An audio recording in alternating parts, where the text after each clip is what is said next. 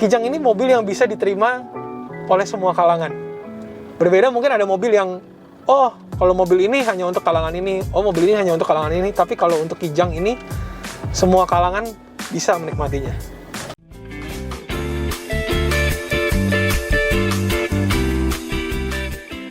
Sebelumnya di part ke-1. Jadi pada saat itu Toyota mengeluarkan yang namanya Toyota Kijang dengan embel-embel Innova di belakang kata Kijang. Ini adalah kelemahan Innova menurut kami karena kami pernah pakai Innova ini. Padahal ini sebenarnya mobil nggak pendek-pendek banget. Kijang Innova logonya tetap di sini dan di sini adalah tipenya. Halo semuanya, ini adalah part kedua dari pembahasan Kijang Innova. Bagi Anda yang belum nonton part ke-1, mohon dapat menonton dulu dengan cara mengklik link description yang ada di atas. Oke, berlanjut ke bagian kursi penumpang baris kedua di Innova. Karena ini adalah tipe V, kita notice pertama kali adalah dia punya head unit display di bagian belakang. Jadi ini lumayan lah, ini ada fitur entertain yang bisa memuaskan para penumpang yang ada di belakang. Namun sayangnya, walaupun dia tipe V, dia tidak dilengkapi oleh armrest. Padahal ini adalah tipe V. Mungkin kalau mau yang ada armrestnya, kita harus ambil yang tipe luxury yang captain seat di tengah. Nah, di captain seat itu dia ada armrest. Nah, jadi ini kalau perjalanan jauh ya lumayan lah. Kita nggak punya armrest di sini nih. Itu. Kemudian AC-nya ini Innova ini bagus. Kenapa bagus? Karena dia berbeda dengan mobil LMPV. Dia AC-nya terlihat lebih rapi ya. Nggak terlihat kayak yang nonjol gitu di tengah, panjang gitu. Kayak LMPV, tapi dia rapi gitu.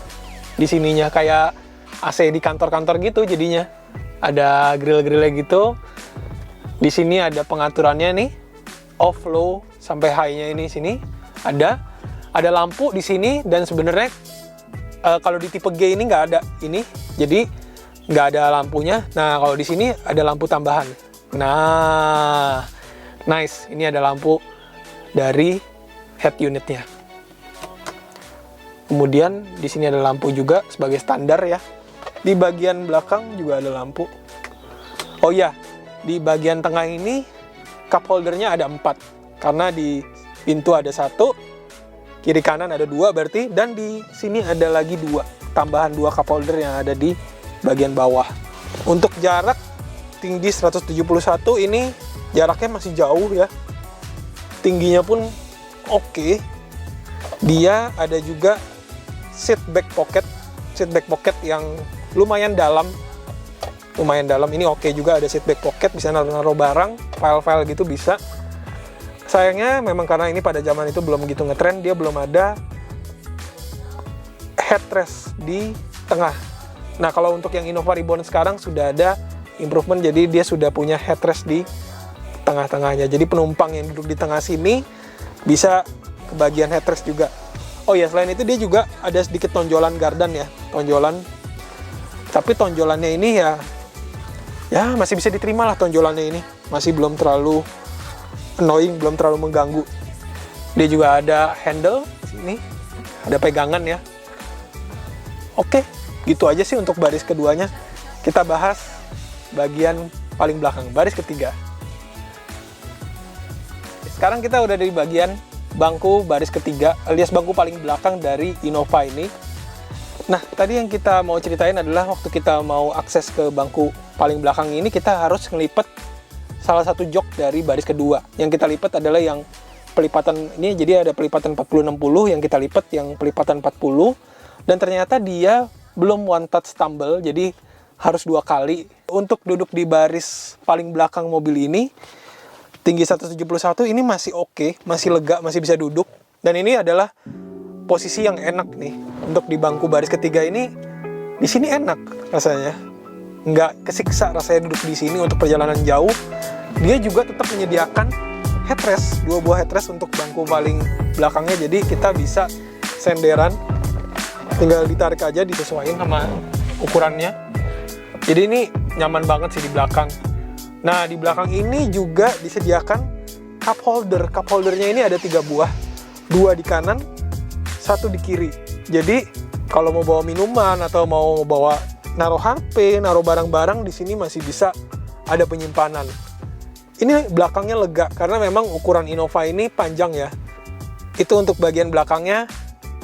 Kita ke kursi pengemudi. Kursi pengemudi kita bisa lihat di sini, karena ini adalah tipe V, jadi ini sudah dilengkapi dengan banyak sekali wood panel ya. Ada wood panel di setir, bahannya sudah kulit dan ada jahit-jahitan, dan ini adalah jahit-jahitan asli ya. Kemudian wood panelnya berlanjut ke bagian tengah di head unit. Di bagian pintu mobilnya juga ada wood panel yang mendampingi power window-nya dan pengaturan kunci pintunya. Di bagian persnelingnya juga, karena ini adalah tipe yang otomatis, dia sudah ada wood panel kombinasi dengan kulit di bagian persnelingnya. Kemudian kalau untuk interior sisanya, karena ini adalah tipe V, dia juga sudah dilengkapi dengan AC digital. AC digital tapi belum dual zone. Ya ini sebenarnya nggak apa-apa, karena pada zaman itu memang dual zone itu belum begitu terkenal di mobil-mobil keluaran Jepang ya. Jadi dengan adanya digital ini aja udah oke banget. Ada lampu hazard, di sini juga ada defogger ya, defogger. Dan karena ini adalah tipe V lagi-lagi, karena ini adalah tipe V, dia beda di head unitnya. Head unitnya ini kebetulan yang keluaran facelift ini dia sudah touchscreen, tapi warnanya abu-abu. Karena yang tipe G ini warnanya hitam. Kemudian yang beda juga adalah di bagian display yang ada di tengah ini, MID ini. Di tipe G itu dia hanya jam aja, tapi di sini selain jam, dia juga ada indikator passenger depan ini sudah menggunakan sabuk pengaman atau belum. Nah, kemudian kalau untuk bagian steeringnya, di sini ada beda juga nih, tipe V ini sama tipe yang di bawahnya. Karena dia sudah ada intermittent, jadi kita bisa ngatur intervalnya seberapa cepat atau seberapa lambat dari si wipernya untuk bergerak. Ini oke juga. Ya, dia juga sudah ada pengaturan audio melalui steering. Jadi ini steering switch-nya sudah ada mode untuk ngatur MID juga, ada mode untuk ngatur display juga, tombol untuk ngatur display juga ada. Selain itu dia juga ada tombol di sini untuk ngatur kecerahan layar yang ada di display. Jadi ini oke. Namun ada satu yang disayangkan. Satu yang disayangkan adalah walaupun ini adalah tipe V, tipe yang paling mahal, tapi dia belum bisa retract spion. Ini kalah sama Terrano sebenarnya. Tapi dia belum bisa retract spion. Ini sayang. Dia cuma bisa mengatur secara elektrik, baik kaca spion kiri maupun kanan, tapi dia belum bisa ngelipet secara elektrik. Jadi ngelipetnya masih harus manual, padahal ini adalah tipe V. Itu yang kami sayangkan. Ya mudah-mudahan ini bisa ditambah di aftermarket. Oke. Oh ya, dia juga ada lampu kabin. Ya, lampu kabin di sini dan ada tempat penyimpanan kacamata. Selain itu ya ini standar ya. Ada sun visor. Namun yang di kiri tidak ada vanity mirror. Yang di kanan ada sun visor berikut dengan vanity mirror, tapi tidak ada lampunya. Ya, tapi oke lah. Nggak apa-apa lah. Seenggaknya ada vanity mirror. Oh ya, ada SRS airbag, dual SRS airbag sebagai safety-nya.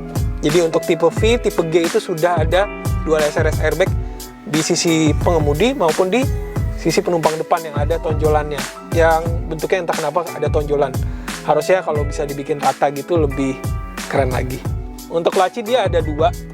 Lacinya standar ya, ada dua. Standar maksudnya di sini adalah bahannya hard plastik biasa, nggak yang soft touch, walaupun bentuknya agak-agak semi-semi kelihatan kayak kulit gitu. Kemudian di bawahnya juga ada penyimpanan juga, yang cukup besar juga sih ini. Tapi dia nggak soft opening juga, dan bahannya plastik. Namun walaupun di sini bahan-bahannya plastik keras, dia kelihatan kokoh, kelihatan solid ya. Jadi sambungan-sambungannya pun rapi, gap-gapnya pun nggak kelihatan ada celah-celah yang berarti gitu ya. Jadi ini rapi banget.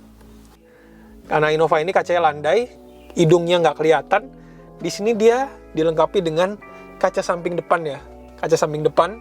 Jadi kita kalau mau belok atau mau lihat ada apa di situ, ada objek apa gitu yang menghalangi, ini akan lebih jelas dengan adanya kaca ini.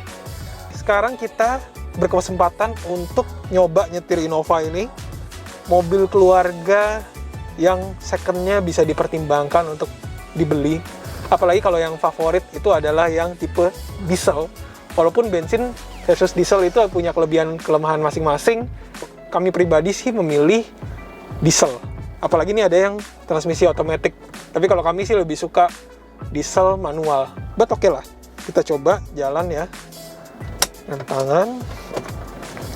Wow, ini belum digas saja udah tenaganya udah mulai keluar ya. Rasanya kami udah lama sekali nggak bawa mobil ini ya, karena dulu kami pernah punya mobil ini, tapi yang tipe G, bukan yang tipe V.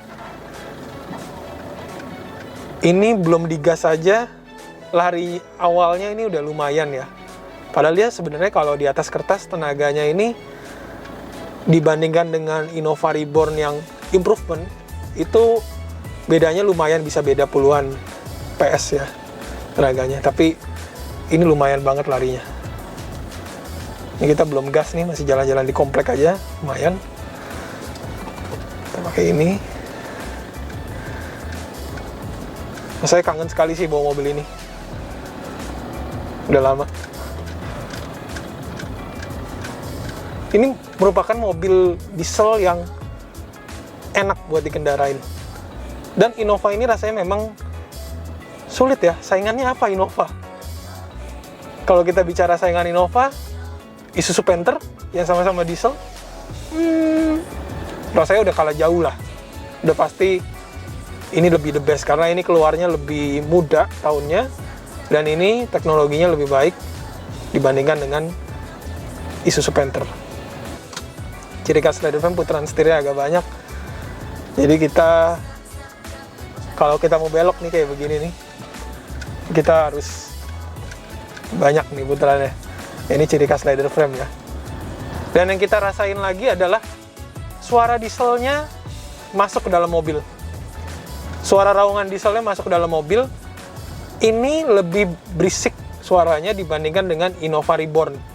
Karena Innova Reborn itu walaupun yang diesel, memang ada suaranya, retek-retek-retek-retek-reteknya. Dieselnya itu memang sulit untuk hilang, tapi tidak seberisik yang ini. Dan fun fact mengenai Toyota Kijang Innova ini, jadi karena ini awalnya namanya Kijang, kemudian ada embel-embel Innova, hal ini mendorong penjualannya tetap baik. Karena masyarakat kita sudah terlanjur mengenal nama Kijang. Jadi kalau zaman dulu itu pilihan mobil itu tidak sebanyak sekarang. Pada saat itu salah satu mobil yang ada adalah Toyota Kijang. Dan rasanya zaman dulu itu kalau belum punya Kijang, rasanya belum punya mobil. Kemudian barulah muncul pesaing-pesaingnya, misalnya seperti Isuzu Panther, ada mobil keluarga yang lain juga yang muncul. Namun tetap saja Kijang ini tetap selalu ada di hati masyarakat Indonesia. Dan sampai hari ini pun Kijang itu hebat. Kenapa hebat? Karena mobil ini bisa diterima oleh semua kalangan. Baik itu kalangan yang biasa-biasa aja, sampai yang kalangan pejabat, kalangan atas sekalipun dia tetap cocok pakai Kijang. Dari yang kalangan biasa-biasa aja sampai yang kalangan menengah ke atas, sampai kalangan atas, itu pun masih cocok pakai Kijang. Jadi kalau ada Kijang di rumahnya pun, oh ya sudah, biasa gitu. Kijang ini mobil yang bisa diterima oleh semua kalangan. Berbeda mungkin ada mobil yang, oh kalau mobil ini hanya untuk kalangan ini, oh mobil ini hanya untuk kalangan ini. Tapi kalau untuk Kijang ini, semua kalangan bisa menikmatinya. Itu adalah hebatnya Toyota Kijang. Dan sekarang ini, mungkin nama Kijang semakin lama semakin pudar. Karena di Toyota Kijang Innova sekarang, berbeda dengan yang ini, berbeda dengan Kijang Innova pertama ini, karena tulisan Kijangnya semakin kecil. Jadi kalau di sini tulisan Toyota Kijang Innovanya ini, Kijangnya lebih besar daripada Innovanya, tapi yang Innova Reborn itu Kijangnya lebih kecil tulisannya, Innovanya lebih gede. Dan ada varian Venturer. Varian Venturer itu tidak pakai kata Kijang lagi. Jadi Toyota Innova Venturer. Nah, itu yang kita takutkan adalah nanti ke depannya mungkin Toyota tidak akan menggunakan kata Kijang lagi, tapi langsung Toyota Innova. Jadi nanti mungkin masyarakat generasi-generasi berikutnya akan tidak mengetahui tentang adanya Toyota Kijang ini. Padahal mobil Toyota Kijang ini sudah legend sekali, sudah membekas di hati masyarakat Indonesia. Oke semuanya, segitu dulu aja video tentang review Toyota Kijang Innova. mobil ini masih worth it banget buat dibeli di tahun sekarang. Sekarang ini adalah tahun 2022, mobil ini masih worth it banget buat dibeli sebagai mobil second. Ini mobil second yang masih sangat layak untuk dipertimbangkan karena nama besar brandnya, karena kenyamanannya, karena kelegaannya, karena suku cadangnya melimpah, karena harga jual kembalinya juga menjanjikan. Jadi mobil ini masih layak banget buat dipertimbangkan. Dan juga nilai plusnya adalah Innova ini hampir nggak punya saingan ya di Indonesia, karena dia adalah satu-satunya mobil berbasis leather frame, mobil MPV berbasis leather frame, yang leather frame-nya itu ngambil dari Toyota Hilux, dari Toyota Fortuner, berbagi sharing platform, tapi dikemas dalam bentuk MPV. Ada pilihan mesin bensin, diesel, luas, dan mobil ini rasanya hampir nggak punya saingan di Indonesia. Jadi ini mobil layak banget buat dipertimbangkan buat kalian yang mau cari mobil keluarga under 200 juta, tahunnya dibilang tahun tua juga belum tua-tua banget, bisa dapat varian diesel Matic. Ini adalah varian yang paling favorit banget, paling diincar orang banget, paling diburu oleh kolektor mobil bekas. Ini menarik banget. Oke, segitu dulu aja video tentang Toyota Innova ini. Thank you banget buat yang udah nonton. Jangan lupa like, subscribe, share, dan komen di bawah. Sampai ketemu lagi di pembahasan-pembahasan berikutnya. Gua pamit. Bye.